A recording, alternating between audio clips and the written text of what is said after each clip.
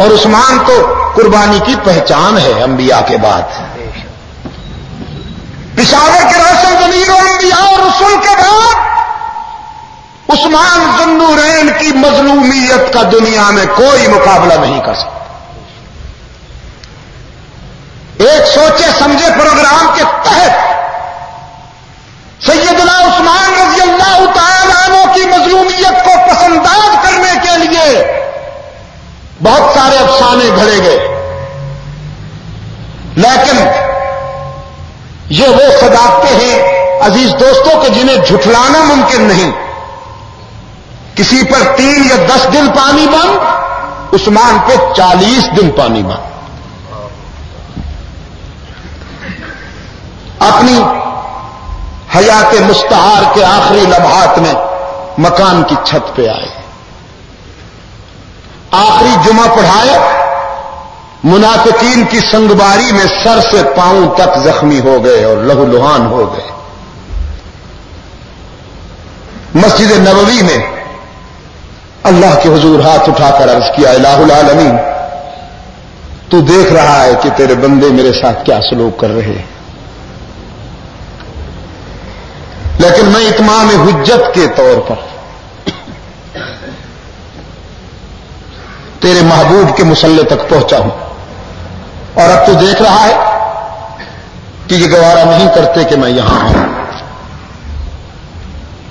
اپنے مکان کی چھت پر مفسدین سے خطاب کرتے ہوئے فرمایا 3 باتوں سے کسی کی جان لینا اسلام میں جائز ہے. ایک وہ کہ جو زنا کا مرتکب ہوا ہو، شادی شدہ ہو، زنا کا مرتکب ہوا ہو تو اسے رجم کیا جائے، سنسار کیا جائے. دوسرا وہ کہ جس نے کسی کو عمدن قتل کیا ہو تو وہ اس کے عوض قتل ہو.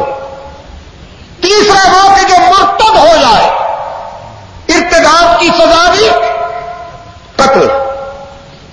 کلمہ شہادت پڑھ کے فرمایا اللہ کو وحدہ لا شریک لہ مانتا ہوں، محمد عربی کو اس کا آخری رسول مانتا ہوں، قرآن کو آخری کتاب مانتا ہوں، جنت پر، اللہ کے فرشتوں پر، تمام انبیاء اور رسول پر ایمان رکھتا ہوں، روز آخرت پر ایمان رکھتا ہوں.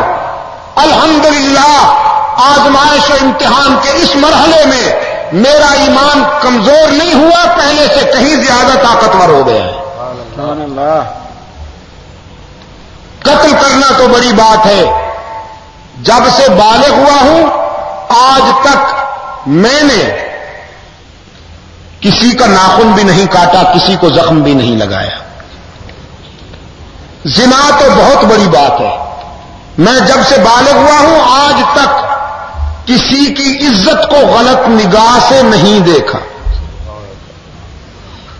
اور پشاور کے روشن ضمیروں، عثمان کی اس دیانت اور شرافت کی دلیل یہ ہے کہ اللہ کے رسول نے اپنی 2 بیٹیاں ان کے نکاح میں دی. بیٹی کس کو دی جاتی ہے یہ کسی باپ سے پوچھئے جس کو اللہ نے بیٹی دی ہو. رسول اکرم صلی اللہ علیہ وسلم نے اپنی رقیہ دی. ان کا انتقال ہوا تو اپنی دوسری بیٹی ام کلثوم دی. ان کا انتقال ہوا تو فرمایا عثمان اللہ نے اور بھی بیٹیاں دی ہوتی تو میں وہ بھی یکے بعد دیگرے تیرے نکاح میں دے کر خوشی محسوس کرتا.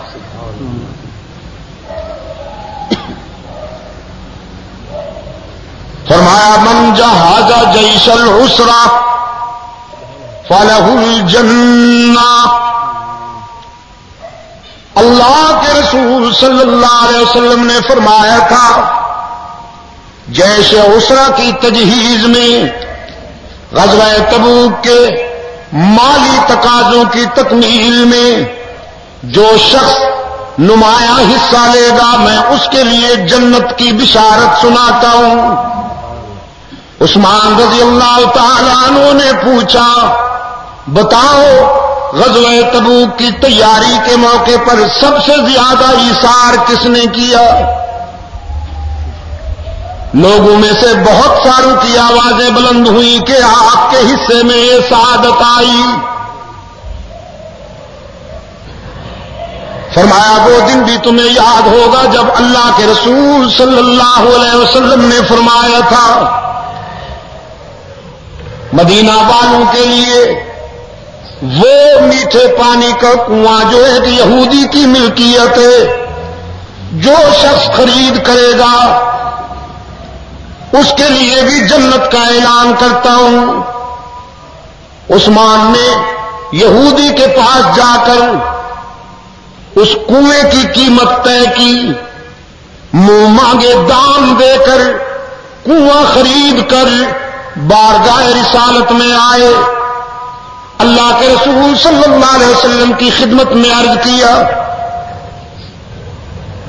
وہ کنواں میں نے خرید کر لیا ہے۔ رحمت عالم صلی اللہ علیہ وسلم نے فرمایا عثمان جزاک اللہ، مجھے خوشی ہوئی کہ وہ کنواں آپ نے خرید کر لیا، اب وہ آپ کی ملکیت ہو گیا ہے تو میری امت کے لیے سہولت ہوگی۔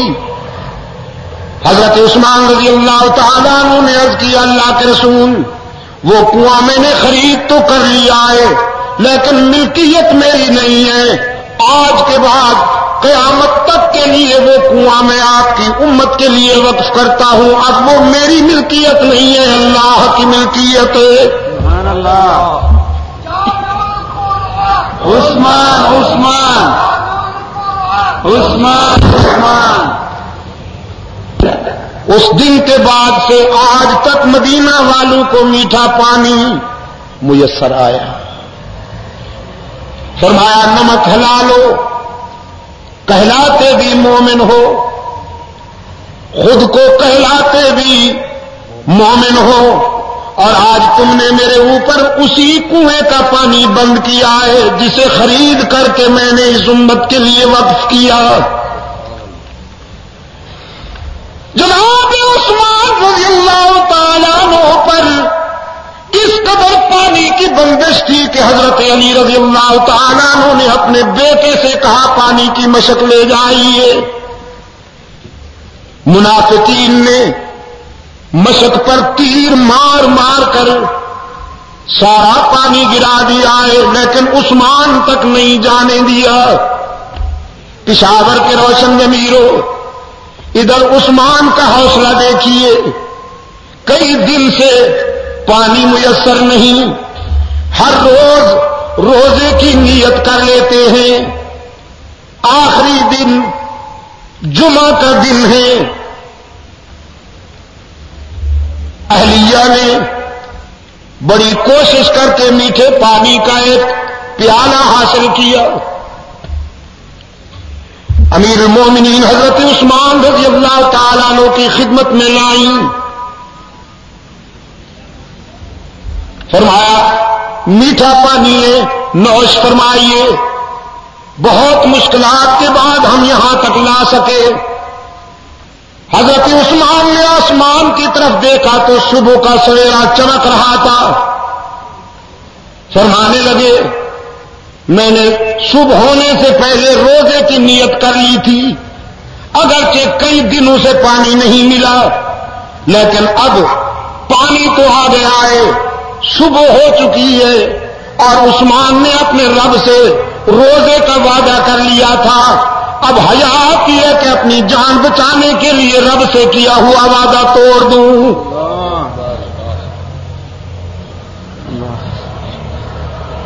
سیدنا علی المرتضیٰ رضی اللہ تعالیٰ عنہ آئے، آنکھوں میں آنسو ہیں، سینے میں اضطراب ہے، عرض کیا امیر المومنین ایک طرف منافقین کی شقاوت اور دوسری طرف آپ کا یہ حکم کی اطاعت امیر کی جائے، میری وجہ سے کسی کا خون نہ کیا جائے، کسی کی جان نہ لی جائے، ہم تو عجیب آزمائش میں ہیں، ہمیں بتائیے کہ ہم کیا کریں۔ حضرت عثمان رضی اللہ تعالیٰ عنہ نے فرمایا علی بھائی شاید آج میرے امتحان کا بھی آخری دن ہے اور تمہاری بے قراری کا بھی.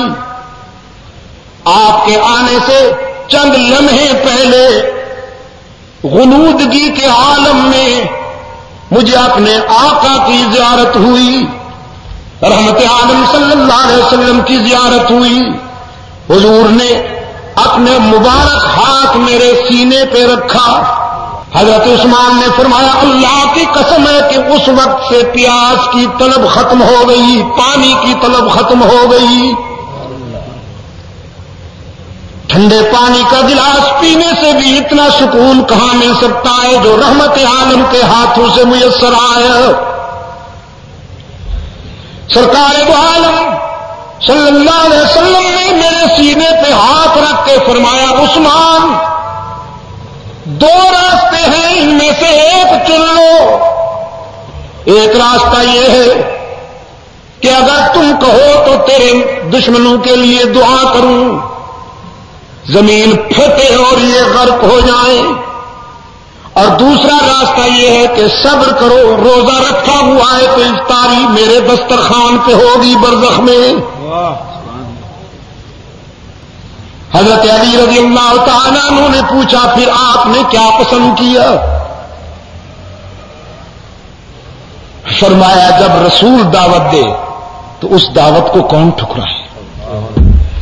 میں نے یہ گوارا نہیں کیا کہ میری وجہ سے مدینہ میں کئی انسان غرق ہو جائیں. میں نے تو اپنے آقا سے کہہ دیا ہے اللہ کے رسول میں صبر کروں گا، مجھے دوسری صورت منظور ہے. فرمایا علی میرا وجدان کہتا ہے، میرا ضمیر کہتا ہے کائنات کا نظام درہم برہم ہو سکتا ہے لیکن رحمت عالم کا اشارہ غلط نہیں ہو سکتا. شاید آج میری زندگی کا آخری دن ہے. نماز عصر پڑھ کر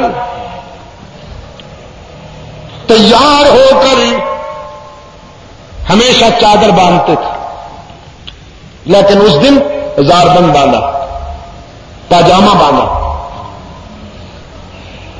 جیسا کہ اسی دن کے لیے تیار کر رکھا تھا. بڑی تختی والا قرآن کریم سامنے کھلا ہوا ہے. حضرت عثمان رضی اللہ تعالیٰ عنہ نے قرآن کریم کی تلاوت شروع کی. ابتدا سے ملت اسلامیہ پر یہ بھی حضرت عثمان رضی اللہ تعالیٰ عنہ کی شفقت ہے کہ قرآن کریم کو ترتیب کے ساتھ جمع کرتا ہے. اسی ترتیب کے مطابق تلاوت شروع کی. سورہ فاتحہ اور سورہ بقرہ کو پڑھ رہے ہیں. پہلے پارے کی آخری آیات میں پہنچے ہیں کہ منافقین کا ایک گروہ جو تقریباً 3 افراد پر مشتمل تھا مکان کے عقبی حصے سے کودا. حضرت عثمان رضی اللہ تعالیٰ نے قرآن کریم کی تلاوت میں نہ قرآن کریم سے تو عشق تھا نا حضرت عثمان کو. شبینے کے انداز میں نہیں پڑھتے تھے، شبانہ پڑھتے تھے. شبینہ نہیں شبانہ پڑھتے تھے. جب ساری دنیا سو جاتی تھی تو مکان کے ایک کونے میں رات کے سناٹے میں تلاوت کلام پاک کے چراغ جلاتے تھے حضرت عثمان. اور ہمارا شبینہ ماشاءاللہ بعض قاری صاحبان تو ایسے ہوتے ہیں کہ سگریٹ پیتے پیتے پھینک کر اللہ اکبر الحمدللہ رب العالمین الرحمن الرحیم مالک یوم الدین ایاک نعبد و ایاک نستعین پڑھ کر اپنے 2 سپارے پھر واپس آ کر سگریٹ پیتے ہیں. حقہ چلتا ہے، نسوار چلتی ہے. اللہ تعالی ہمارے حال پہ رحم فرمائے. یہی وجہ ہے کہ قرآن کریم ہمارے دل میں نہیں اترتا، دماغ اور معدے کے درمیان رہتا ہے. دماغ اور معدے کے درمیان ضمیر کی گہرائیوں میں نہیں اترتا. اور عثمان تو قرآن کا عاشق ہے. قاتل مکان کے عقلی حصہ سے آئے اور حضرت عثمان رضی اللہ تعالی عنہ پر وار کیا. سریہ اتارا حضرت عثمان کے سینے میں اور گھائل ہو کر جب گرے تو نہ ادھر نہ پیچھے، سامنے قرآن کھلا ہوا تھا، بس جب گھائل ہو کر گرے تو قرآن کے دامن میں جا پہنچے. عثمان نے قرآن کو اور قرآن نے عثمان کو سینے سے لگا کر دوستی پکی کر لی. اور میں اسی حوالے سے کہا کرتا ہوں، اللہ کی عدالت میں حشر کے دن جب شہداء پیش ہوں گے، کسی شہید کی شہادت کی گواہی خنجر دے گا، کسی شہید کی شہادت کی گواہی تلوار دے گی، کسی شہید کی شہادت کی گواہی تیر دے گا، کسی شہید کی شہادت کی گواہی کمان دے گی. عثمان وہ خوش نصیب ہے کہ اس کی شہادت کی گواہی اللہ کا قرآن دے گا. قرآن گواہی دے گا الہ العالمین. عثمان کے آخری سانس میرے دامن میں نکلے. یہودی اپنی سازش میں کامیاب ہو گئے تھے، اس لیے کہ عثمان کی خلافت میں کم و بیش 12 سالہ دور خلافت میں صہیونیت اور نصرانیت کے پرخچے اڑے. رومی قیصر اور ایرانی کسرا، یہ دنیا کی 2 بڑی طاقتیں تھیں اس وقت، سپر پاور جو پوری دنیا کا استحصال کر رہی تھیں. صحراؤں میں، سمندروں اور دریاؤں میں، خشکی اور تر میں، بر اعظم افریقہ میں، یورپ میں اور بر صغیر کے چپے چپے میں یہی 2 طاقتیں اپنے استحصالی نظام کو مسلط کیے ہوئی تھیں. سیدنا فاروق اعظم رضی اللہ تعالی عنہ کے تدبر، جلالت اور ان کی فراست نے جس سلسلے کا آغاز کیا تھا، عثمان ابن عفان کی قیادت میں امت نے اس سلسلے کو پایا، تکمیل تک پہنچایا. عثمان کی خوش قسمتی یہ تھی کہ ان کے وزیروں میں حضرت علی جیسے روشن ضمیر شامل تھے، ان کے مشیروں میں حضرت معاویہ بن ابی سفیان، حضرت سعد بن ابی وقاص، عمرو بن عاص رضی اللہ تعالی عنہم جیسے، عمر بن عبد العزیز، حضرت عبداللہ بن عمر جیسے لوگ شامل تھے، جن کی مشاورت اور جن کی رفاقت میں اسلامی لشکر جہاں بھی پہنچا فتح سے ہمکنار ہو کر آئے. باہری بیڑے کا آغاز حضرت عثمان کی خلافت میں ہوتا ہے. حضرت معاویہ کی قیادت و سیادت میں کم و بیش 50 بحری مارکے، جن کے امیر حضرت معاویہ تھے، سیدنا عثمان رضی اللہ تعالی عنہ کی اجازت کے ساتھ 50 مارکے وہ ہیں کہ جو بحری راستے سے سر ہوئے حضرت معاویہ کی قیادت میں، اور تاریخ ششدر ہے ان کے نتائج پر کہ ان 50 میں سے کسی ایک پر بھی ناکامی نہیں ہوئی. حضرت عثمان کے مشیر اور وزیر حضرت معاویہ کی قیادت میں بحری راستے سے فرزندان اسلام نے جس مہم پر قدم بڑھائے، فتح و نصرت نے ان کے قدم چومے. آج یہودیت کی نظر میں معاویہ گالی بنا ہوا ہے. آج صہیونی لابی سعد بن ابی وقاص کو گالی سمجھتی ہے، اس لیے کہ ان لوگوں کے کردار کی دھمک نے یہودیت کے بقیے ادھیڑ ڈالے.